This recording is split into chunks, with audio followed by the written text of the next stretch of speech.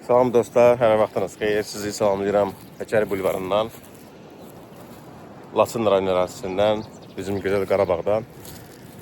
Bu videonu 24 Mart 2025-ci il və bilirsiniz ki, mən həmişə coğrafiya və tarix tipli videolar çəkirəm, amma bu biraz fərqli olacaq, çünki çoxlu suallar verirlər. Ona görə çalışacağım ki, o suallara cavab verərək bu videonu çəkim.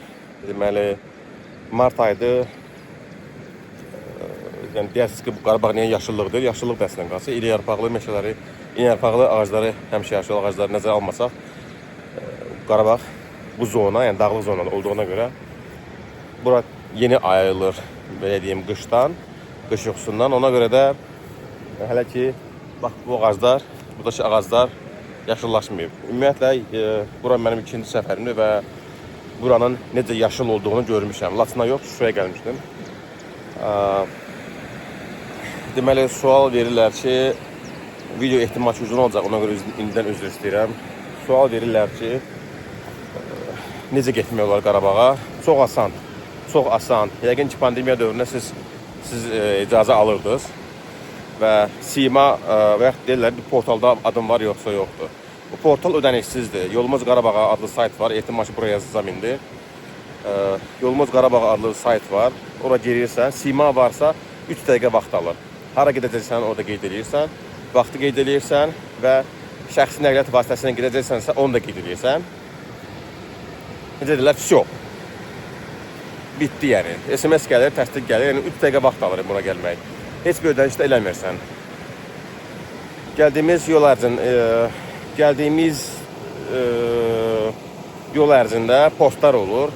Deməli, keçmiş bu təmas xəttinin yaxınlığında post var və bir neçə ərazisində, Qarabağ ərazisində bir neçə yerdə post var. Onlar elə bir ki, saxlayıb sizin vəsiqənizi yoxlayırlar.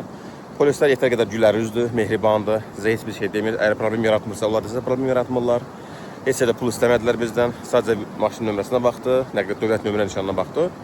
İçindəki sərnişinlərə baxdı, hamısı yerindədir, yoxsa yox və gedin, xoş gəlmişsiniz. Bax, belə bir şey. Adam çoxdur, qiymətlər, qiymətlər haqqında danışım. Deməli, hər cür qiymət var. Çoxlu oba marketə rast gəldik, çoxlu, daha doğrusu rahat marketə rast gəldim. Kafelər var, başda gördüyümüz kafelər, rayonlarda gördüyümüz kafelər, adlar, brendlər burada da var. Ucuzluqdan tutmuş, ucuzluqdur, oba marketdir, rahatdır. Lukol yoxdur burada. Mən rast gəlmədim ən azından. Lukola rast gəlmədim. Azpetrol var. Sokar petrol gördüm. Ödənişlər həmin ödənişlərdir. Kart qəbul edir. Eyni şeydir. Yəni Azərbaycanın digər hissələr kimi hər şey eynidir burada. Əlbəttə ki, burada da VIP yerləri var. Eşitdiyimə görə, yəni 350 manata, günü 350 manat olan otellər də var. Yəni bu Azərbaycanın digər yerlərində də var bundan. Sonra biz misal üçün arxada, mən görünəcək yoxsa yox. Arxada o konteyner tipli Xudmani oteldə qaldı. Bayram olduğuna görə əlbəttə qiymət qalxmışdı. Tələbat çox olduğuna görə, yəni bazar iqtisadiyatıdır. 60 manat olmuşdu günü. Deməli, yəni bir ailənin qala biləcək, rahat qala biləcək yerdir yəni. Xudmani də açıq deyim, amma bizim çox xoşumuza gəldi. İki ailəli yerlər də vardı. O deyəsən 82 manat oldu ya da 90 manat oldu. Yəni belə bir şeydir. Yəni özünüz görürsünüz ki, aşağı yuxarı, yəni digər bölgələrdəki qiymətlərlə eynidir.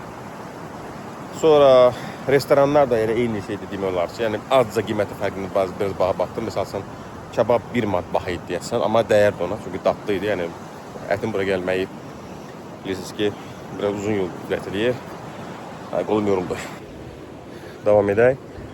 Deməli, bura Laçın dəhlizindən gəldik. Dediyim kimi, birinci Füzuldə, təxminən Tərtərdən gəldik biz. Tərtərdə bizi yoxladılar. Yəni, vəsiqə verirsən, yoxlayırlar. Sonra Əskəranda yoxlandıq. Xankəndə girişdə və Xankəndə çıxışda həmçinin 3 yerində yoxladılar. Xankəndə çıxışda, ümid edirəm ki, bunu izah eləməyə gərək yoxdur. Niyə 3 yerini yoxlayırlar? Necə deyərlər? Zəng eləmişdi ateli, rezervasiya eləmək olurdu. Sonra nə deyim? Bax, özünüz görürsünüz ki, vur-havur iş gedir. Laçın və o 5+2 var, söhbəti var idi. Əgər bilirsinizsə, 5 rayon və +2 rayon, 2 rayon Kəlbəcər və Laçındır. Kəlbəcərə hələ ki getməmişəm, inşallah gedəcəm. Laçına gördüm dünən, Avropa kimidir, amma burada da dağıntı var. Amma onunla bərabər görürsünüz ki, yəni vur-havur iş gedir. Gecə az qala 24 saat burada yük maşınları işləyir, gedir gəlir, daşıyırlar, düzəldirlər, bərpa eləyirlər. Bax, belə bulvar tikilib. Özünüz görürsünüz ki, Ağdamı gördüm. Ağdamda 5 yerə gedə bildim cəmi-cümü. İmarət qəbirstanlığıdır, o Cümə məscididir Ağdamın. Sonra Çörək muzeyidir. Deməli, sonra nə qaldı? Hə, dram teatrını gördüm və Şəhidlər Xiyabanı, Allah verdi, Bağırovu ziyarət etməli idi. Ona görə ora getdim. Sonra Ağdam təəssüf ki, yoxdur. O həmin o dedim 5+ rayondan 5-i o Düzən Qarabağda olduğuna görə yoxdur həmin rayonlar. Demiyorlar ki, yoxdur, yəni daş qoymayıblar. Daşıyıblar başqa yerlərə. Digər Xankəndidir, Şuşadır, Əsgərandır, Hadrutdur, Ağoğlan belə deyərdim. Onlar nisbətən bütöv qalıb. Amma yenə də orada bərpa eləyirlər. Yol rahatdır. Ağdam misal üçün, Ağdamda konkret o dəlixana da az qala, yəni elə iş görülür Ağdamda. Bir uzun video çəkdim, bəziləriniz uzun video istəmişdi. Amma məlumat vermək üçün, məlumat vermək məqsədilə bunu deyirəm. Ağdamda magistral çəkilir, yəni gözəl yoldur. Laçın dəhlizi hələ ki bərpa olmayıb tam. Yəni yolda, yəni yol narahat, nisbətən narahatdır. Amma hökumət iş görür.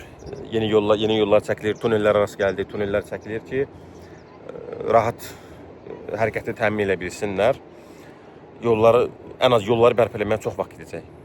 Burada Laçın bulvarının yaxınlığında biraz qabaqda Sus kəndi var. Elə bilirsən Avropadasan. Burada kafeler də var. Kafeler dediyim kimi qiymətlər normaldır. Mən bir şey görmədim, yəni böyük bir fərq görmədim. Yəni adi necə də rayonlara gedirik, yəni burada da eyni şeydir. Otellər dedim. Hələ ki deyim hökumət, təbiət qış yuxusunu alır deyə ağaclar hələ ki yaşıl deyil, amma inanın ki, yayda bura dəhşət yaşıllıq olur və mütləq gəlib görməli olduğunuz yerlərdən biridir. Məncə bu qədər. Sorularınız olsa yenə yazarız.